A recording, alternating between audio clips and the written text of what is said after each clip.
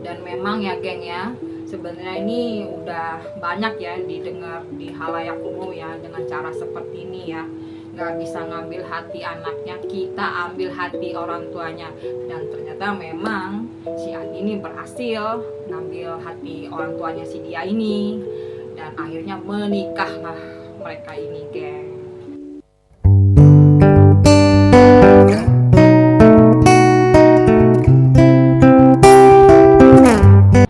Halo geng, apa kabar? Semoga kalian sehat-sehat aja ya. Dan pastinya kembali lagi nih ke konten gue cerita cinta. Dan masih juga yang akan gue angkat yaitu dari orang-orang terdekat gue dulu. Dan tentunya juga gue masih menunggu nih kalian berbagi cerita ke gue. Ya, bisa kalian kirim ya di sini yang ntar gue cantumin ini di bawah ini. Dan tentunya juga kalian bisa juga klik channel gue yang biasanya tuh suka ada tuh di bawah nama Nonelondo tuh di bawah channel itu alamat email gue. Oke. Nah sekarang kita akan masuk ya, nggak usah banyak bacot lah, pokoknya kita akan masuk ke cerita berikutnya. Jadi geng, cerita yang kita angkat kali ini adalah cerita zaman dulu ya geng ya, cerita masa-masa orang tua kita dulu. Nah, pada saat itu katanya terjadi pemberontakan di daerah Kalimantan. Nah, kita sebut aja namanya prianya ini si Adi ya, geng ya. Si Adi ini seorang tentara, geng. Tentara Angkatan Udara.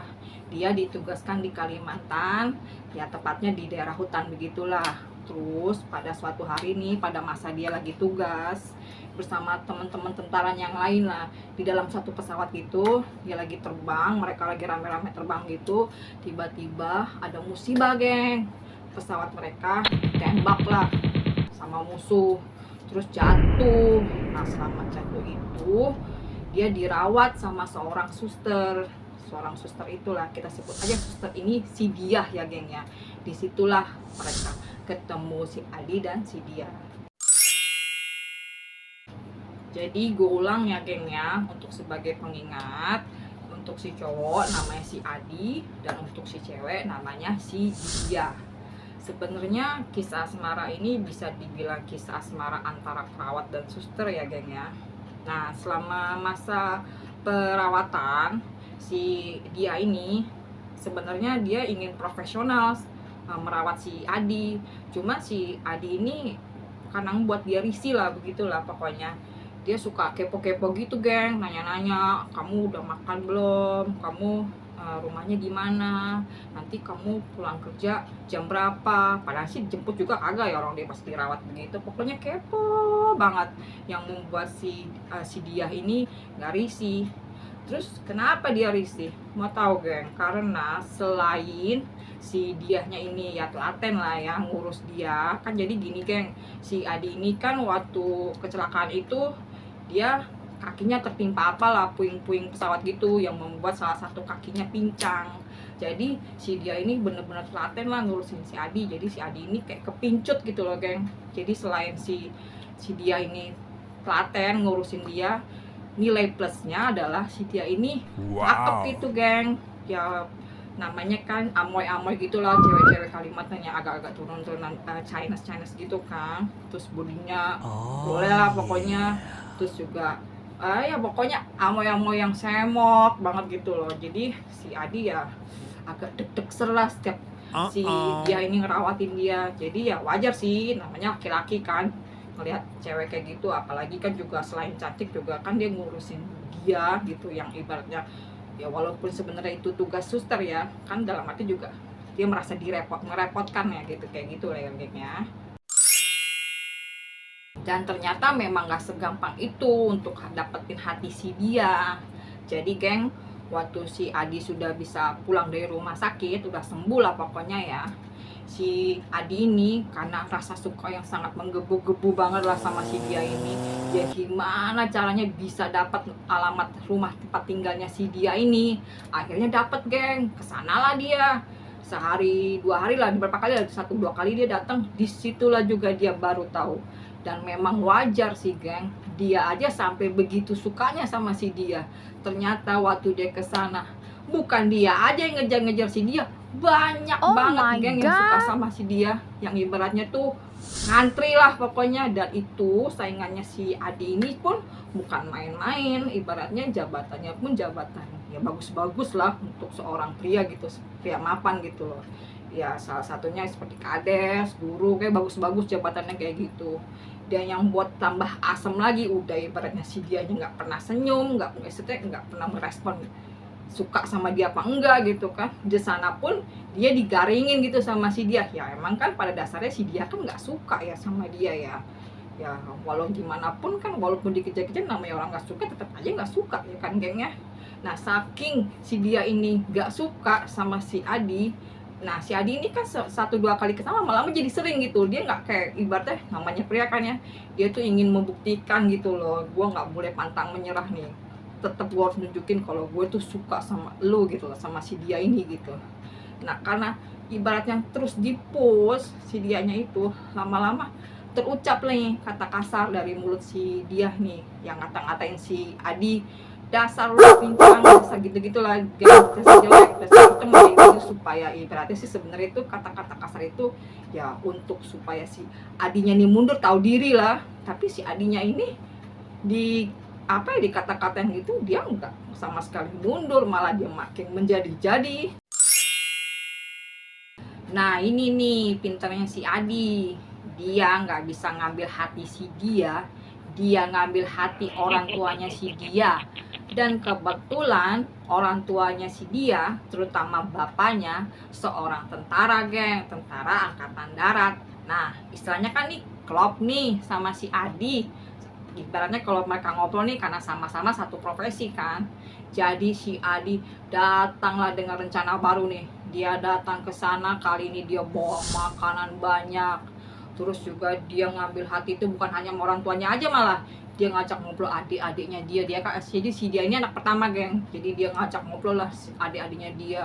Pokoknya juga kadang ini juga dia malah suka bantu-bantu ringan tangan lah pokoknya. Selain itu juga kan si Adi ini memang ada nilai plusnya geng, sopan orangnya kayak gitu. Nah lama-lama kan bapaknya si dia jadi kepincut ya, jadi maksudnya suka sama anak ini gitu loh. Soalnya kan ya bapaknya kan tahu ya si anaknya ini, si dia ini banyak gitu yang suka, tapi dari sekian yang sering datang gitu nemuin anaknya, ngejar-ngejar anaknya, cuma si Adi lah ibaratnya menurut bapaknya yang oke lah. Nah karena si Adi lihat respon dari bapaknya si dia dan juga keluarganya si dia baik, dan tentunya juga si Adi ini ternyata bukan hanya sekedar suka, dia pun ingin serius gitu loh, ingin nikahin si dia ini. Dan juga mungkin ya melihat si dia banyak yang dikejar, ya cepet-cepet lah lebih baik dikawinin ya kan, begitu kan ya geng ya.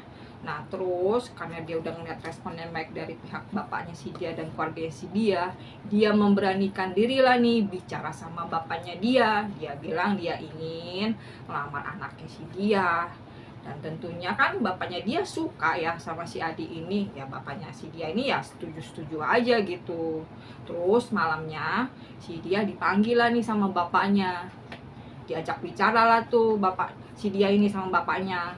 Terus bapaknya bilang kalau si Adi ini ingin nikah sama kamu gitu. Ya tentunya kan si dia kaget ya geng ya.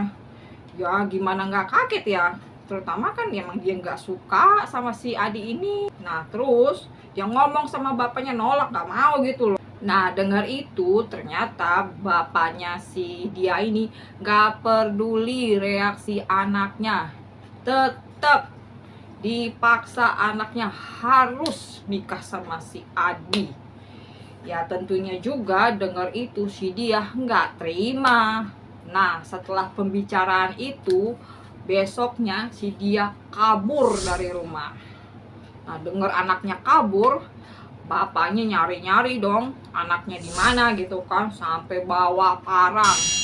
Nah akhirnya ketemu tuh anaknya di mana, digerek tuh, dipaksa gitu geng, suruh pulang. Pokoknya kamu harus nerima lamaran anak itu, kamu harus nikah sama si Adi. Pokoknya dipaksa ya. Ya karena udah terlanjur sampai segitu ya, bapaknya ya memaksa dia gitu untuk nikah sama si Adi.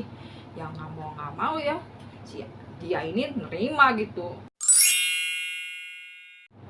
Dan memang ya geng ya, sebenarnya ini udah banyak ya didengar di halayak umum ya dengan cara seperti ini ya. Nggak bisa ngambil hati anaknya, kita ambil hati orang tuanya. Dan ternyata memang si Adi ini berhasil ngambil hati orang tuanya si dia ini. Dan akhirnya menikahlah mereka ini geng. Nah setelah menikah ya tentunya karena si dia ini nggak cinta sama si Adi ini, ya selama pernikahan mereka si dia ini ya dingin gitu sama si Adi, acuh gitu, nggak peduli lah. Karena kan emang ini kayak nikah dijodohin, dipaksa gitu loh, kayak zaman-zaman Siti Nurbaya begitu ya kan ya.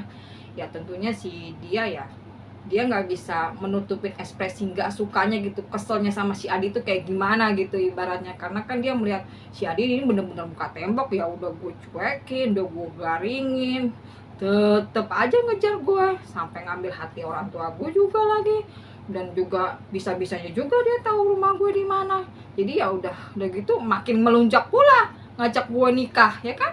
Jadi makin udah empat lah gitulah si dia ini. Cuman ya karena berjalannya waktu ya geng ya, selama proses itu, selama proses pendekatan mereka di dalam rumah tangga mereka, ternyata tuh Adi tuh orang baik gitu, anak baik gitu loh, pria baik gitu loh. Ya lama-lama sih dia ini luluh.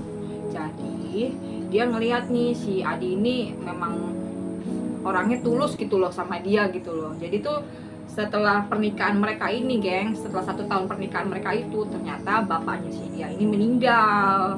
Nah selama meninggal itu kan jadi kan kepala rumah tangga di keluarganya si dia ini nggak ada nih. Nah si dia ini kan anak pertama ya, dia punya adik banyak gitu geng, nggak dikit gitu, adiknya ada 4 atau 5 gitu loh. Terus kan ibunya juga kan ibu rumah tangga gitu geng, nggak ada pekerjaan. Jadi si dia ini ya kayak kelimpungan gitu ngurusin adiknya. Ternyata si Adi ini nih ibaratnya nggak keberatan gitu, adik-adiknya si dia itu tinggal sama mereka gitu geng. Jadi si Adi ini ngurusin adik-adiknya dia, nyekolahin, pokoknya yang ngasih makan lah, segala kebutuhan si adik-adiknya dia ini bener-bener dicukupin lah sama si Adi ini gitu kan.